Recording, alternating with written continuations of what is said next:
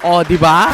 Nakikipag-usap na yung Pilipinas sa China. Palakpakan muna natin ulit mga kapatid. Ha? Palakpak, palakpak. O, ang taray ng ano ngayon gobyerno natin ngayon lumalapit na sa China. Parang kailan lang naririnig ko sa mga usap-usapan nag-i-edit pa si taga-kabila, no? Ini-edit niya yung parang pinotoshop niya pa ata yun. Ginawa niya ng AI yung Prime Minister ba o Presidente ng China. Ano ba tawag diyan, no? Inaaway niyo yung China tapos ngayon kulang sa oil. Ngayon gusto niyo ng katahimikan ngayon kung kailan. Excuse me po. Excuse me po mga kapatid.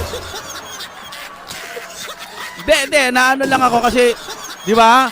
Ayaw nila sa China.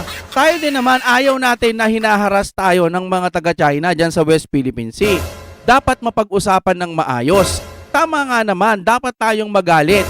Ano bang dapat gawin ng gobyerno? Dapat kausapin yung China kung anong dapat gawin. Di ba? Tama ito. Pero dapat noon nyo pa ginawa. Para sa akin lang, opinion lang naman. Ang ginagawa nyo noon, si China kasi, di ba nga, nagkakaroon nga ng mga sigalot, mga bombahan ng mga cannon water, di ba? May mga ganon, nakakalungkot ho yun. Masakit yun bilang isang Pilipino. Dapat noon nakipag-ayos na kayo, pero ang ginawa nyo sinisisi nyo ang Duterte. Di ba? Wala silang ginawa kundi sisihin ang Duterte. Kung anong makikita na nila na pwedeng isisi, dakdak sila ng dakdak si kabila, dakdak lang sila ng dakdak. Sisihin nila Duterte. O, di ba? Wala silang ginawa kundi sisihin ng Duterte imbis na ayos-ayos. O, inaapi-api nyo yung China. Ay, mga China yan. O, ngayon, yung Pilipinas ngayon, gusto nakikipag-ayos sa China. O, edi, na rin. Hindi kinain nyo lahat ng mga sinabi nyo. Di ba? Sa atin lang, kung gusto mong makipag-ayos, dapat noon ka pang nakipag-ayos. Kung kailan kailangan natin ng oil, tsaka ngayon nagkakaroon ng ganito. Di ba? Ang galing natutuwa lang ako sa Pilipinas talaga. Ang tatalino talaga nila mag-isip. Sobrang tatalino nila. Ito mga kapatid, basahin natin sa Kapitulo 1, 3-4 ng Grok. 2-2 pala, 3. Ilipat nyo doon. Ito na. Sabay-sabay natin basahin. Anong meron sa larawan? Ito ay isang mga opisyal na nag-uusap. Siyempre, kaliwa, kanan, Pilipinas, tsaka China. Anong pinag-uusapan? Tungkol sa South China Sea, West Philippine Sea, ang mga problema at pagtutulungan sa dagat na pinagtatalunan ng dalawang bansa. Di ba dapat noon pa nila ginawa? Ito yung sinasabi ko sa inyo. Puro kasi kayo sisi sa Duterte, tapos ngayon kailangan natin ng oil. Patuloy muna natin. Bakit kayo hindi lumalapit sa Amerika? Di ba tower hug kayo sa Amerika? Puro kayo Amerika, Amerika, Amerika. Nagtayo kayo ng mga EDCA dito. Ayaw ng China, galit na galit pa rin kayo kahit man ako no? Ayoko rin ng EDCA. Akala ko kasi noon makakatulong yung EDCA pagdating na may mga dilubyo, mga bagyo, tutulong daw yung mga Amerikano. Pero putya, wala naman ako nakikita. Kung meron, siguro baka kukunti lang. Di ba? Wala nga tayo nakikitang highlights na tumulong yung mga taga-Amerika, yung mga EDCA na yan, nung nagkaroon tayo ng mga baha, mga sakuna, mga rescue. May nakita pa kayo? Wala. So ginagawa lang ng Amerikang base itong ating Pilipinas para may lapagan sila, may kui, may buwelo sila. Excuse me po.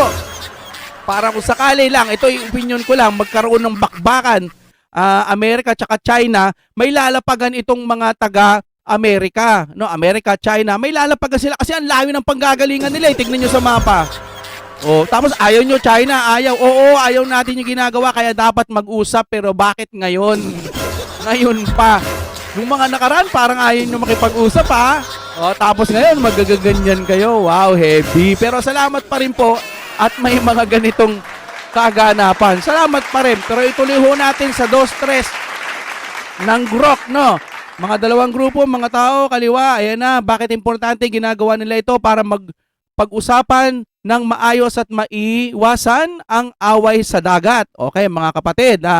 Nung una sa panahon ni BBM, mas malakas ang kontra sa China. Ang kanyang kampo, ginagawa nilang malakas ang pagpapatrol sa West Philippine Sea, sumasama sa Amerika at iba pang bansa para labanan ng aggression ng China at paulit-ulit na binabanggit ang tribula victory of China ay Philippines. Basta intindihin nyo na lang. Pero ngayon, medyo nagbago ang tono. Bukas si BBM sa pag-uusap tungkol sa joint oil and gas exploitation sa disputed area sa South China Sea. Nag-resume na ang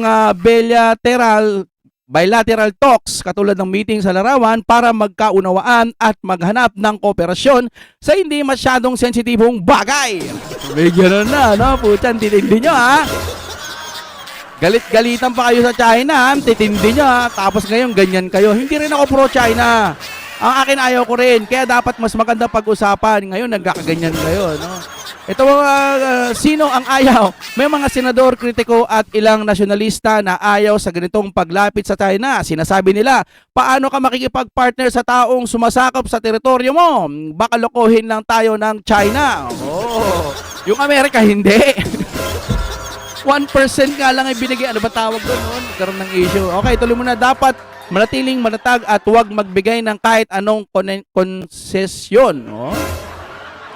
Parang may away kayo ng kapitbahay. Ganito yon. Dati, galit na galit ang pamilya mo at todo laban. Ngayon, kailangan ninyo ng langis para sa bahay. Kaya gusto ng tatay nyo na mag-usap muna para makipagnegosyo. Para may ibang miyembro ng pamilya na nagsasabi, huwag, baka manloko lang yan. Parang gano'n, ano? Yan ang nangyayari ngayon sa kampo ni BBM. May nagbabago ng diskarte dahil sa pangangailangan. Malabo ba yung sinasabi natin o malinaw? Yan, kasi. Pero salamat pa rin po Mr. BBM at naisip nyo. Kung hindi pa dahil sa oil crisis, hindi kayo magkakaganito. Ngayon, tignan nyo naman ngayon, ano ba ang maitutulong ng Amerika sa ating ngayon nagkaroon ng gera? Mabibigyan ba tayo ng langis, ng supply? Babayaran naman, pero nag-ano ba sila? Nag-offer ba sila na, ito Pilipinas, alam ko, nagkakaroon kayo ng ganito ngayon, marami kaming oil, ito, isaksak nyo sa baga nyo. May ganon? Wala. Kung meron, paki-comment po, margawan din natin ng reaction kung meron, maraming salamat. Pero kami wala nakikita. Kami hindi kita na tulong itong Amerika dito sa ating bansa. Kasi ito bansa, kita natin, sala sa init, sala sa lamig. Sabi nila, ayaw Amerika, ay China. Pero ngayon sila, lapit China kasi kailangan oil. Sabog na sabog talagang mga isip nila, no?